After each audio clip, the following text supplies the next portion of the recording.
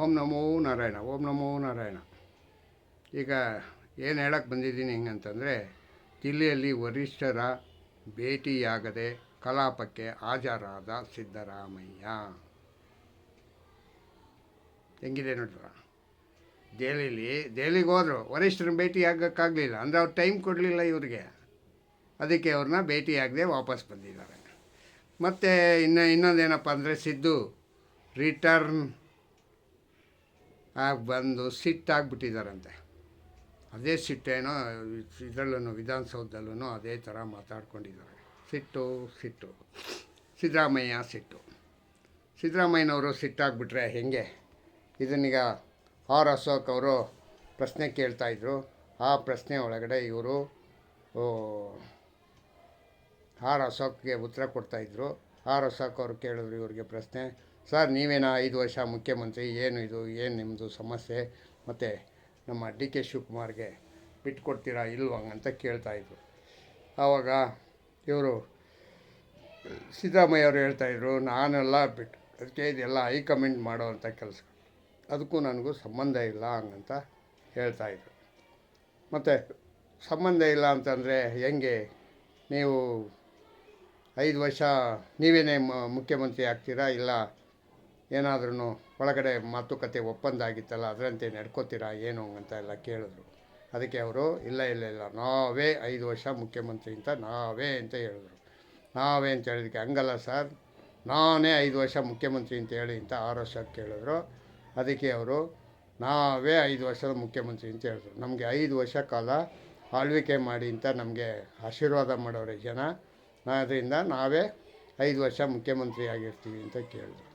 ಅದಕ್ಕೆ ಮಧ್ಯೆ ಪ್ರವೇಶ ಮಾಡಿದ ಪರಮೇಶ್ವರ್ ಅವರು ಇಲ್ಲ ಮುಖ್ಯಮಂತ್ರಿಗಳು ಹೇಳ್ತಾ ಇದ್ದಾರೆ, ನೀವು ಯಾಕೆ ಇದನ್ನು ಮಾಡ್ತಾಯಿದ್ದೀರಾ, 5 ವರ್ಷ ನಾವೇ ಮುಖ್ಯಮಂತ್ರಿ ಅಂತ ಹೇಳ್ತಾ ಇದ್ದಾರಲ್ವಾ ಅಂತ ಪರಮೇಶ್ವರ್ ಹೇಳಿದ್ರು. ಅದಕ್ಕೆ ಇವರು ಆರ್ ಅಶೋಕ್ ಅವರು, ನೀವೊಂಥರ ಡಾರ್ಕ್ ಆರ್ಸ್ ಇದ್ದಂಗೆ, ನೀವು ಆವಾಗವಾಗ ಸಮಯ ಸಿಕ್ಕಿದ್ರೆ ನಾನು ಏನಾದ್ರು ಮುಖ್ಯಮಂತ್ರಿ ಆಗ್ಬೋದಾ ಅಂತ ನೀವು ಇಷ್ಟಪಡ್ತೀರಲ್ವಂತ ಅವ್ರಿಗೂ ಕಾಲು ಹೇಳಿದ್ರು, ಕಿಚಾಯಿಸಿದ್ರು.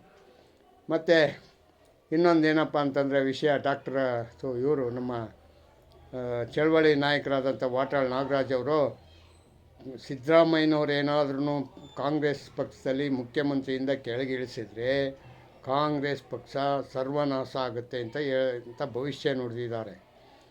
ವಾಟಾಳ್ ನಾಗರಾಜಿಗೆ ಯಾಕೆ ಬೇಕಾಗಿತ್ತು ಈ ಭವಿಷ್ಯ? ಏನಾದ್ರು ಭವಿಷ್ಯ ಹೇಳೋದು ಈಗೇನಾದ್ರು ಕಲ್ತ್ಕೊಂಡವ್ರ? ಭವಿಷ್ಯದ ಜ್ಯೋತಿಷಿ ಹೇಳೋದಕ್ಕೆ ಏನಾದ್ರು ಟ್ರೈನಿಂಗ್ ತಗೊಂಡ್ರಾ? ಹೆಂಗೆ ಇದು ಕತೆ ಗೊತ್ತಾಗಲಿಲ್ಲ. ಮತ್ತು ಇವರು ಅಷ್ಟೇ, ಯಾರು KN ರಾಜಣ್ಣ, ಹಿಂದೆನೇ ಒಂದು ಸತಿ ಅವರೇ ಹೇಳಿದರು, ಅಪ್ಪಿ ಏನಾದ್ರೂ ಮುಖ್ಯಮಂತ್ರಿ ಸಿದ್ದರಾಮಯ್ಯ ಹೇಳ್ದು ಡಿ ಕೆ ಶಿವಕುಮಾರ್ ಏನಾದ್ರೂ ಮುಖ್ಯಮಂತ್ರಿ ಆದರೆ ಪಕ್ಷದ ಕಚೇರಿಗಳಿಗೆ ಬೀಗ ಬೀಳುತ್ತೆ ಹೆಂಗಂತ. ಏನು ಅಷ್ಟೊಂದು ಗ್ಯಾರಂಟಿಯಾಗಿ ಕ್ಯೂರೇಟಾಗಿ ಹೇಳ್ತಾವ್ರೆ ಹೆಂಗಂತಂದ್ರೆ ಏನೋ ಇರಬೇಕು ವಿಷಯ, ಎಲ್ಲ ವಿಷಯ ಗೊತ್ತಾಗಿದೆ. ಒಟ್ಟಿನಲ್ಲೇನು ಯಾವುದೇ ಕಾರಣಕ್ಕೂ ಡಿ ಕೆ ಶಿವಕುಮಾರ್ ಮುಖ್ಯಮಂತ್ರಿ ಆಗಬಾರ್ದು ಅಂತ ಹೇಳೋ ಅಂಥದ್ದು. ಅದರಲ್ಲಿ ಇವರೊಬ್ಬರು ಹಳ್ಳಿ ಹಕ್ಕಿ, ಮೈಸೂರಿನ ಹಳ್ಳಿ ಹಕ್ಕಿ ವಿಶ್ವನಾಥ್ ಅವರು ಹಂಗೆ ಹೇಳಿದ್ರು. ಹೆಂಗೆ ಹೇಳಿದ್ರು ಅಲ್ಲ, ಅವರು ಒಂದು ಸ್ವಲ್ಪ ಉಲ್ಟಾ ಹೇಳಿದ್ರು ಅಷ್ಟೇ. ಸಿದ್ದರಾಮಯ್ಯನವ್ರಿಗೆ ಏನು ಮಾಡೋಕ್ಕೆ ಕೆಲಸ ಇಲ್ಲ, ಅವರು ಬಿಟ್ಟು ಕೊಟ್ಟರೆ ಆಗಲ್ವಾ, ನಮ್ಮ ಇವ್ರಿಗೆ ಡಿ ಕೆ ಶಿವಕುಮಾರ್ ಒಂದು 2.5 ವರ್ಷ ಮುಖ್ಯಮಂತ್ರಿ ಆಗ್ತಾರಲ್ವ ಹಂಗಂತ ಅವ್ರಿಗೆ ಡಿ ಕೆ ಶಿವಕುಮಾರ್ ಕಡೆಗೆ ಸಪೋರ್ಟ್ ಮಾಡಿದ್ರು. ಮತ್ತು ಇಲ್ಲಿ ಕಾಂಗ್ರೆಸ್ನಲ್ಲಿ ಎಲ್ಲರೂ ಒಬ್ಬೊಬ್ಬರು ಒಂದೊಂದು ರೀತಿ ಮಾತಾಡಿಕೊಂಡು ಕಾಂಗ್ರೆಸ್ ಪಕ್ಷನೀಗ ಅದೋ ಗತಿಗೆ ತಳ್ಳಿಬಿಟ್ಟಿದ್ದಾರೆ. ಇವ್ರಿಗೆಲ್ಲ ಯಾವಾಗ ಬುದ್ಧಿ ಬರ್ತದೋ, ಯಾವಾಗ ಇದಾಯ್ತದೋ ಗೊತ್ತಿಲ್ಲ. ವರಿಷ್ಠರಿಗೂ ಬುದ್ಧಿ ಇಲ್ಲ. ಆ ವರಿಷ್ಠರಾದ್ರೂ ಅಟ್ಲೀಸ್ಟು ಏನಾದರೂ ಇದು ಮಾಡಬೇಕು, ಹೇಳ್ಬೇಕು ಅನ್ನೋದು ಏನಾದ್ರು ಇದೆಯಾ? ಇಲ್ಲ, ಡಿ ಕೆ ಶಿವಕುಮಾರ್ಗೆ ವರಿಷ್ಠರು ಭೇಟಿಯಾದ್ರಂತೆ, 5 ನಿಮಿಷ ಕಾಲ ಅವಕಾಶ ಸಿಕ್ತು. ಏನಕ್ಕೆ? ಪೂಜೆ ಮಾಡೋಕ್ಕೆ, ಕೈ ಮುಗಿಯೋಕ್ಕೆ 5 ನಿಮಿಷ ಅವಕಾಶ ಸಿಕ್ತಂತೆ. ಕೈ ಮುಗಿದ್ಬಿಟ್ಟು ಮಾತಾಡಿಸ್ಬಿಟ್ಟು ಬಂದಿದ್ದಾರೆ. ಆದರೆ ಅವರು ಮುಖ್ಯಮಂತ್ರಿ ಸೀಟಿನ ಬಗ್ಗೆ ಮಾತಾಡಿಲ್ಲ. ಅದಕ್ಕೆ ಭಾಳ ಖುಷಿಯಾಗ್ಬಿಟ್ಟವ್ರೆ ಅಣ್ಣವರು ಡಿ ಕೆ ಶಿವಕುಮಾರ್ ಅವರು. ಅದನ್ನೇ ಅವರ ಸಂದರ್ಶನ ಸಿಕ್ಕಿದ್ದಕ್ಕೆಲ್ಲ, ಅವ್ರನ್ನ ದರ್ಶನ ಆಗಿದ್ದಕ್ಕೆ ಇವ್ರಿಗೆ ಖುಷಿ. ಇನ್ನು ಸಂದರ್ಶನ ಆಗಿದ್ದಿದ್ರೆ ಇನ್ನೆಷ್ಟು ಖುಷಿ ಆಯ್ತಾಯಿತೋ ಗೊತ್ತಿಲ್ಲ. ಅಲ್ಲೇ ಪಟಾಕಿ ಹೊಡೆದ್ಬಿಡೋರು ಏನೋ, ಅಲ್ಲೇ ಓಕೆ ಆಗೋಯ್ತು ಅಂತ ಹೇಳಿದ್ರೆ ಡೆಲ್ಲಿನಲ್ಲಿ ಹಬ್ಬ ಮಾಡಿಬಿಟ್ಟು ಇಲ್ಲಿಗೆ ಬರ್ತಾಯಿದ್ರೆ ಏನೋ ಗೊತ್ತಿಲ್ಲ. ಆದರೆ ಅವರ ತಮ್ಮ ತುಂಬ ಏನು ನಮ್ಮ ಅಣ್ಣನಿಗೆ ಎಷ್ಟು ಪ್ರಯತ್ನ ಪಟ್ಟರು ಆಗಿಲ್ವಲ್ಲ ಹಂಗಂತ ಸುರೇಶ್ ಅವರು ಡಿ ಕೆ ಸುರೇಶ್ ಅವರು ತುಂಬ ಬೇಜಾರಲ್ಲಿದ್ದಾರೆ. ಅದರಲ್ಲಿ ಕಾರ್ಯಕರ್ತರೆಲ್ಲ ನಮ್ಮ ನಾಯಕನಿಗೆ ಏನು ಅನುಕೂಲ ಆಗಿಲ್ವಲ್ಲ ಅಂತ ಇರ್ತಕ್ಕಂಥ ಎಲ್ಲ ಎಮ್ ಎಲ್ ಎಗಳು ಕೂಡ ಅವ್ರಿಗೆ ಸಪೋರ್ಟ್ ಮಾಡಿದಂಥ ಸುಮಾರು 40-45 ಜನ ಎಮ್ ಎಲ್ ಎಗಳು ಸಪೋರ್ಟ್ ಆಗಿದ್ದಾರೆ ಅಂತ ಹೇಳ್ತಾ ಇದ್ದಾರೆ.